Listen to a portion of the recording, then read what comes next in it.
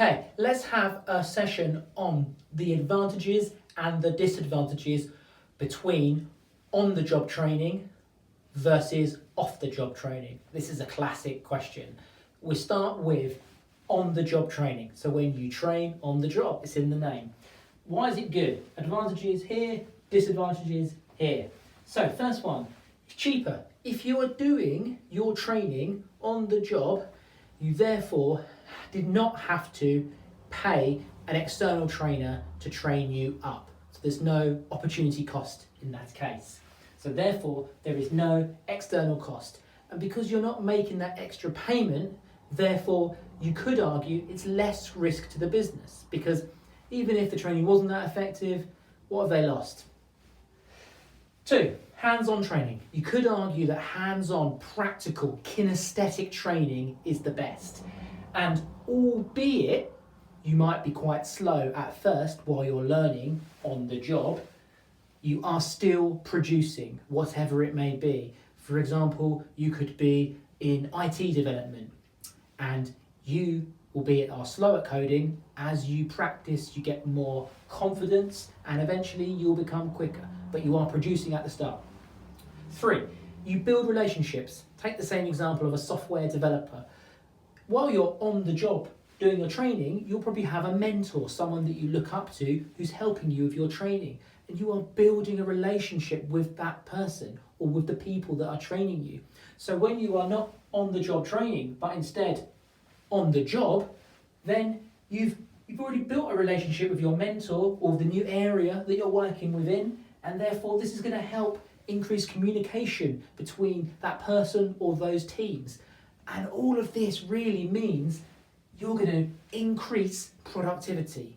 And increasing productivity is a fantastic thing for a company because it's likely to mean they can make more. Disadvantages of on-the-job training. Well, it's all down to your mentor, how good they are, their ability in doing the role that you're trying to learn, and arguably their ability in actually just being a trainer, a teacher, a mentor. So, firstly, are they any good? That's a big question. Number 2, are they passing any bad practice on? If they do something and perhaps they just do a shortcut because it's easier, but it reduces the quality of the good or the service, then that's going to be a problem.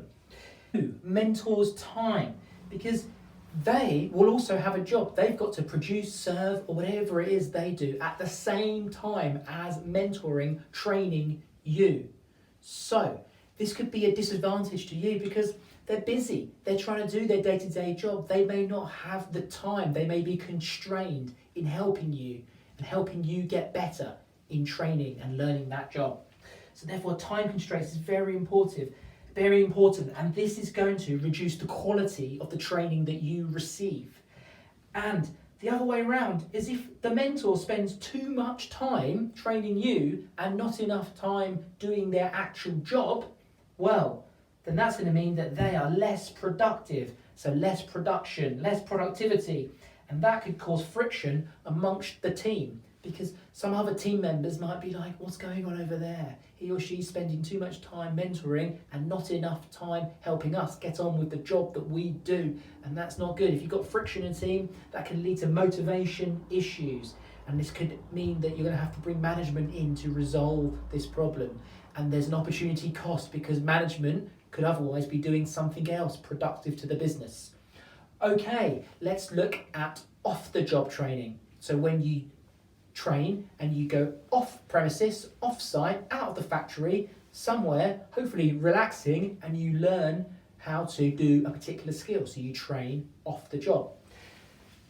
1, well, you've probably had the day off work for this, so it's going to be focused on that skill that you're trying to learn. And that's great, so you're fully focused on it, and not just you, the mentor that's teaching you, it's likely they work for an external organisation and they are focused on teaching you. So it's 2 ways. Brilliant.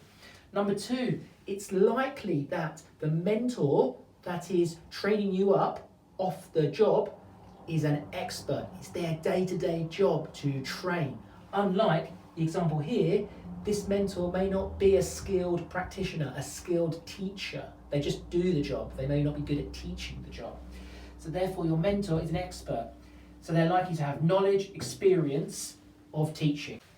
Number 3, new skills. Because if you're off the job training, then you're probably going to have the time and space to learn a new skill in a calm environment when you're not expected to produce something. It doesn't matter if you produce nothing that day because it's off the job training. You've been designated some time. And therefore you can really spend time to fully grasp the skill you're trying to learn without the pressure of a day-to-day job. Off the job training, the disadvantages. Well, if you are taking a day off work, it is expensive to the business for a variety of reasons. Number 1 is because you have to pay for that training. It's not run in-house like on the job training. So you've got to pay a mentor to do that for you, an external mentor. Plus there's other costs. If you've got a day off work, well, food, accommodation. It could be abroad, this training, so you might have to travel for it. All of these are costs that will be incurred by the business. Number 2, you're not at work. And if you're not at work, then in the short term, you're not producing, you're not delivering whatever it is that you do. But the argument is, because you've been on the off-the-job training, in the long term, well, is there a benefit? Are you going to be more productive in the long term? That's the argument for off-the-job training, that you learn the new skill under pressure. But that's the big question. Certainly a disadvantage is, in the short term, you're not at work, so therefore you're not producing. Number 3, sometimes with off-the-job training, it might not be bespoke, it might not be individual to you and your business. It might be just a generic training, potentially generic training on software. We can stay with the software example, not software for your business, and that can make a big difference. You want to have training that is bespoke, and that is often not going to happen with off-the-job training, because you need to think, the training company that's providing that, they're likely to have gone to many businesses to provide this training, and all of those businesses are probably different to you. I hope that helps with the advantages and disadvantages between off and on the job training.